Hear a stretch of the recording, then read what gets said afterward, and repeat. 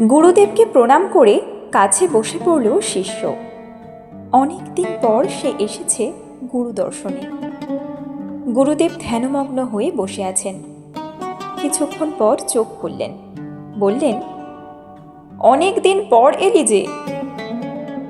গুরুজি, সময়ের অভাবে আসতে পারিনি। আসবেই বা কি করে? স্ত্রীর পাশে থেকে তার সেবা শুশ্রূষা করা ছিল তার নিত্যদিনের কাজ। ক্যান্সারে আক্রান্ত স্ত্রীর অকাল বিয়োগে সে যে ভেঙে পড়েছে একেবারে। আর তাই সে ছুটে এসেছে গুরুর দরবারে কিছুটা দুঃখের বোঝা কমাতে। একমাত্র 9 বছরের ছোট্ট ছেলেকে সঙ্গে নিয়ে সে আজ এসেছে গুরুর সঙ্গে দেখা করতে। বিষণ্ণ চিত্ত মঙ্গেশ গুরুজির পায়ের কাছে বসে আছে নিশ্চুপ। কোনো কথা নেই। সবে বড় উৎসবের পর্ব শেষ হয়েছে। যে যার ঘরে ফিরে গেছে। নির্জন শান্ত পরিবেশ, শুধু পাখির গুঞ্জনের মিষ্টি গান শোনা যায়।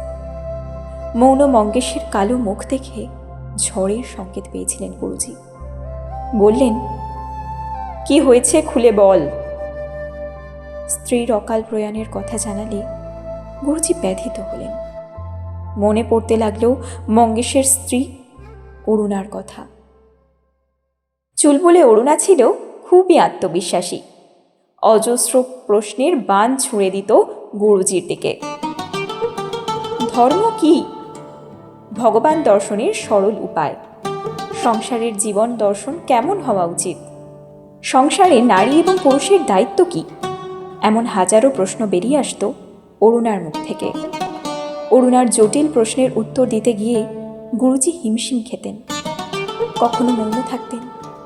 ধর্মের ব্যাখ্যা দিতে গিয়ে গুরুজি বলেছিলেন, যা ধারণ করে জীবন সুষ্ঠুভাবে পরিচালনা করা যায় তাই ধর্ম। ভগবান দর্শনের সরল উপায় প্রসঙ্গে গুরুজি বলেছিলেন, আধ্যাত্মের পথ ধরে একনিষ্ঠ চিত্তে ভগবানের কাছে আত্মসমর্পণ করলে ভগবান তার প্রতি কৃপাবৃষ্টি বর্ষণ করেন এবং কোনো না কোনো মাধ্যমে নিজের উপস্থিতির প্রমাণ করেন। নারী পুরুষ সম্পর্কে গুরুজি বলেছিলেন, পুরুষ হল পুরুষ মৌমাছির মতো, ঘুরে ঘুরে সমস্ত ফুলের থেকে মধু সংগ্রহ করে, আর নারী সেই মধু সবাইকে সমানভাবে ভাগ করে দেয়। গুরুজি বললেন, ধৈর্য ধর, ভেঙে পড়লে চলবে কি করে? এখনো অনেক পথ চলা বাকি। ঘরে ফিরে যা, সংসারের দিকে লক্ষ্য দে, ছেলেটাকেও মানুষের মতো মানুষ কর। মঙ্গেশ ঘরে ফিরে গেল। সংসারে আর তার মন বসে না। এক গভীর শূন্যতার ছায়া তাকে গ্রাস করতে থাকে। তার উপর ছেলেকে স্কুলে পাঠানো, রান্না করা, ছোট্ট মুদির দোকান চালানোর ঝামেলা। সংসারের জাঁতাকলে পিষে মঙ্গেশ ক্লান্ত এখন। ছেলেটাও মন মরা হয়ে থাকে, প্রায়ই ঠিকমতো খাওয়া দাওয়া করে না। করবেই বা কি করে? সে যে মায়ের মাথার কাছে বসে মায়ের চোখের জল মোছাত, হাউমাউ করে মা কেঁদে কেঁদে উঠত, ভিজে যেত বিছানার চাদর। মা ও ছেলের চোখের জলে নদী বয়ে যেত। হৃদয় বিদারক সেই দৃশ্য বলে বোঝানো কঠিন। মা যে মমতাময়ী, পরক্ষণেই নিজেকে সামনে বলতো, খোকারে, তুই কাঁদিস না, আমি সুস্থ হয়ে উঠব তাড়াতাড়ি।